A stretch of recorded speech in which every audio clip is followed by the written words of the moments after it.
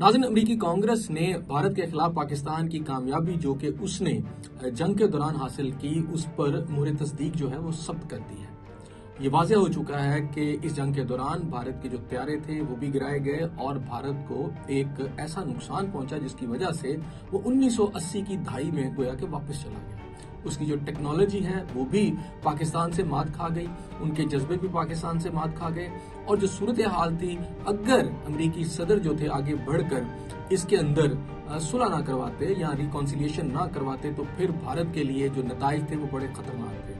गोया के अमरीकी सदर ने अपने बगल बच्चे भारत को पाकिस्तान के रैत से बचाया, पाकिस्तान के गजब से बचाया।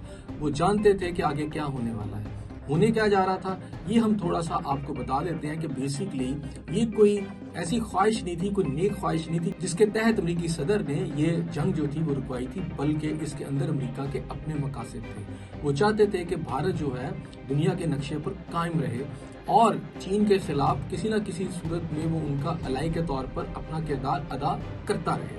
हकायक हैं जिसकी बुनियाद पर हम ये कह सकते हैं कि बुनियादी तौर पर ये जो जंग थी अगर ना रुकती तो भारत को ना काबिल तलाफी नुकसान पहुंचता। उसकी वजूहात की तरफ जाएं तो बड़ा वाज़ेह हो जाता है। नाज़रीन, जनरल ज़िया के दौर तक भारत जो था वो रूस के कैंप में था और 80% जो दिफाई टेक्नोलॉजी थी भारत की वो थी रूसी टेक्नोलॉजी।